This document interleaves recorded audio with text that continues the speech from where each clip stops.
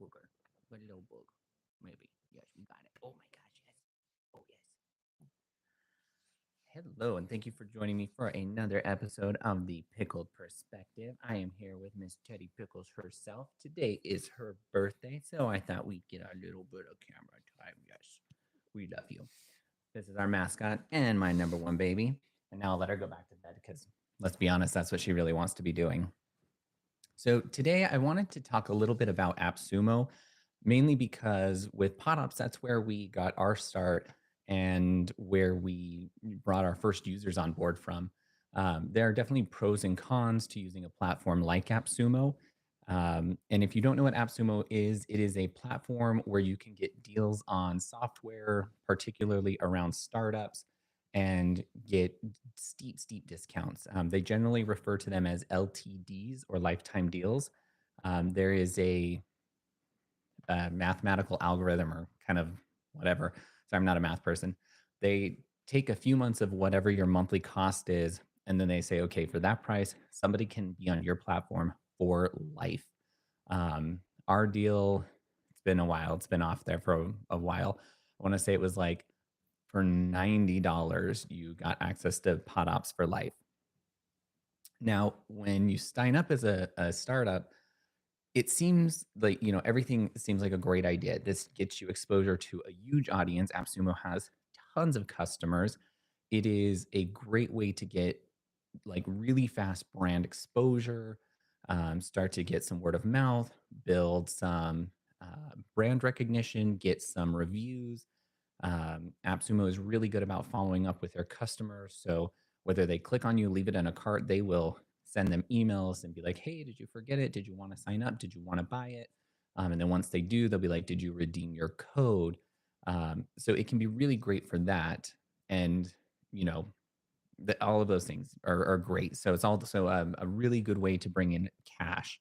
So if you're a startup, like PodOps, we are a bootstrap startup, meaning all of the money invested into PodOps has come from within. We don't have outside funding. We don't have investors. It is all from pretty much my pockets. Um, and so something like AppSumo can be great because you can get monthly injections of cash from these AppSumo users. But as of late, and from some of the AppSumo users who've reached out to support or who have requested things, it got me kind of thinking about the flip side of that. So, in general, AppSumo users are great. They provide really good feedback, they help you refine your product, but there are always those users who want more. And so that's what really prompted me to do this episode today for anyone who might be thinking of using one of these sites. And AppSumo is not the only one. There's Product Hunt and a dozen others. And if you list your product on one, usually the others come out of the woodwork and start asking you to list yours on theirs as well. You will always get individuals who want more. So while we were on AppSumo, I would constantly be reached out to by people who, whether they said they were an influencer or not, they would ask for a trade. So give me your deal for free and I'll give you a good review. Give me a deal for free and I'll do this or I'll do that. That was not something that we offered. We're a startup. I can't afford to be giving you a deal for free, as it is a lifetime deal. I can't sustain that. Another thing is, and this came from a user today, so a little bit of a story here. We changed our monthly plans. We used to use an hour model, which is very common. Libsyn uses it, Buzzsprout uses it, where each month you can upload a certain number of audio hours into your account. If you want to exceed that, you can buy more, or you wait till the next month and they renew. We went away from that model in recent months, because of the AppSumo users. It became unsustainable where you have some users who are they're using every single hour, which um, that's their right to do that. But because they are eating up such an expanse or immense amount of server space, they're a huge monthly cost. So we no longer do those plans. We actually had to create new plans at an slightly increased price, but they're unlimited plans for our new users who can do audio and video. That's also a line we had to draw with those old plans that are audio only. We can't allow them to do video because of the cost. So it forced us to change our business model in order to be able to support our new users while not causing the company to fall apart to support these old users. Um, and where that kind of I stem from is I had somebody reach out to support and they're maxing out their hours and they mentioned that, oh, there's an issue, I'm removing a file and it's not updating. And we've spent about 5 days digging in. And what we realized is the user is removing files from months ago and replacing them. So that's kind of a catch 22 where you can't do that. So you can't delete data out of a previous billing period and then get credited back. So again, it's one of those things where it might be innocent, but somebody's trying to play the system. And especially on these LTDs where it's like you're not paying for anything, you paid once and you're wanting more for free. So it's like, nope, you got to wait for your monthly renewal. And so those are the things you have to consider if you're going to list on this type of platform. You're always getting people wanting more. And you as a small business, that price is constantly compounding and it's a lot to carry. And it's very difficult to get those individuals to purchase anything more.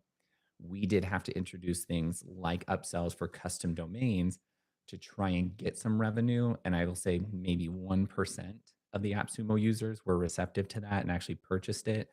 And I'm very glad they did because we need that recurring revenue because we have to support over 1,000 AppSumo users who paid once and now they just eat up data. So in hindsight, probably wouldn't recommend doing something like AppSumo.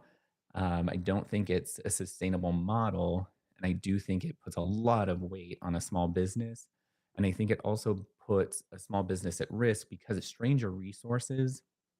And you do get some of these individuals who they try to exploit the system by threatening you because they know as a small business that you're very worried about a negative review and they are quick if you do anything to pull an AppSumo support or put something negative online. And those can be really challenging to deal with. So you've got to kind of balance that and see how you want to deal with it. As well as you also get the users who just buy deals and then they set up accounts and never use them. So they're also eating up server space with these accounts that do nothing.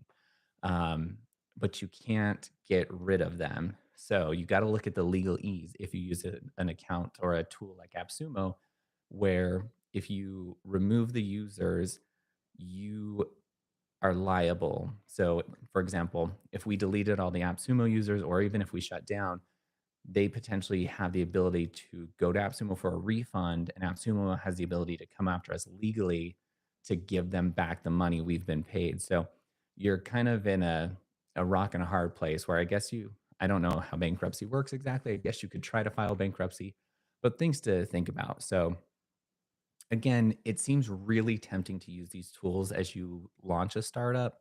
Again, I probably wouldn't recommend it. I think it's probably better to just go the long, hard route of, you know, doing what we're doing right now. You're just doing conferences, you're doing social outreach, you're doing traditional email and SMS marketing to onboard those customers, referral programs. Those customers actually have a higher value when it comes to the dollar conversion and then the lifetime value is much greater to you as the small business than the AppSumo user who provides that quick injection of cash. So, things to consider for your small business, but to each their own. Be careful which platforms you use, test them all out, read the legalese. That's very important. And then, most important, happy birthday to Miss Teddy Pickles, who is fast asleep over there on the sofa. And as always, thank you for tuning in. I'm Rob Winters. Happy creating. Oh, and if you haven't already, take a moment to visit podprosper.org and check out what we're doing there. And if you haven't logged into your PodOps account today, this is what's today? It is October 17th. We released a ton of UX updates. So lots of new things for you to check out and explore. We'll be updating the help documentation.